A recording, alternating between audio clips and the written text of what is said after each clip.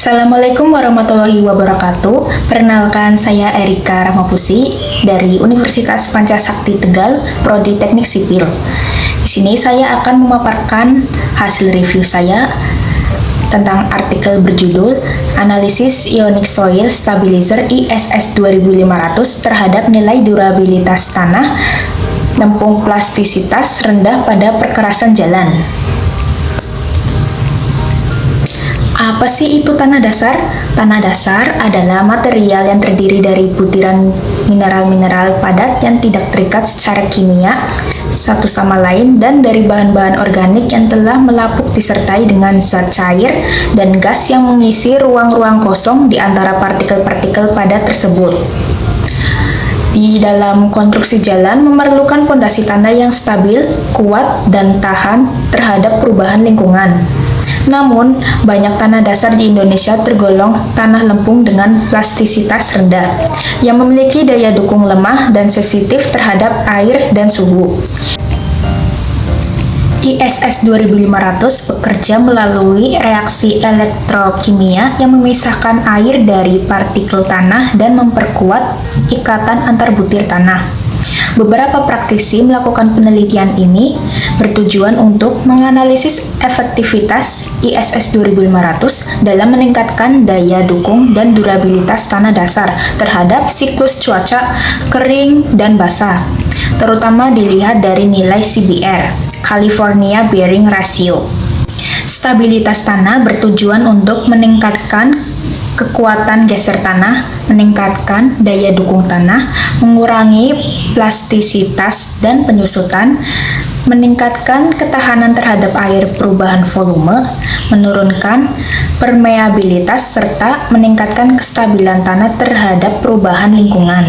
Kali ini, ISS 2500 merupakan produk stabilisator tanah berbasis ionik yang bekerja berdasarkan prinsip reaksi elektrokimia untuk meningkatkan kualitas tanah terutama tanah lempung.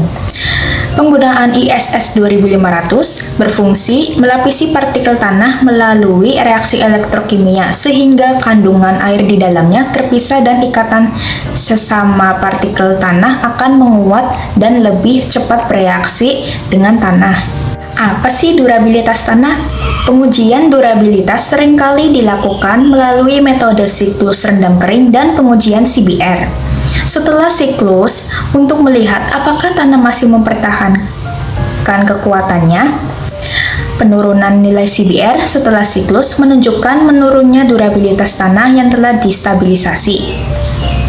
Di artikel kali ini, beberapa praktisi melakukan penelitian menggunakan tanah lempung dari Karanganyar, Jati Agung, Lampung Selatan, jenis tanah lempung lunak, plastisitas rendah. Pengujian dilakukan di Laboratorium Mekanika Tanah Universitas Lampung. Berikut adalah hasil dari pengujian tanah asli dan pengaruh ISS 2500 terhadap nilai CBR. Kelayakan awal tanah berdasarkan karakteristiknya, tanah ini tidak layak digunakan sebagai pondasi jalan tanpa adanya perbaikan atau stabilisasi terlebih dahulu. Pengaruh perendaman selama 7 hari dan rendaman 4 hari, nilai CBR tetap menunjukkan peningkatan.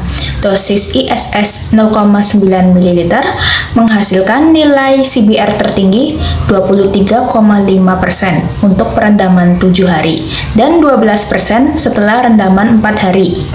Mekanisme peningkatan kekuatan tanah peningkatan CBR disebabkan oleh penggumpalan tanah dengan ISS 2500 yang memperkuat ikatan antar butiran dan menciptakan efek interlocking sehingga struktur tanah menjadi lebih stabil dan kuat.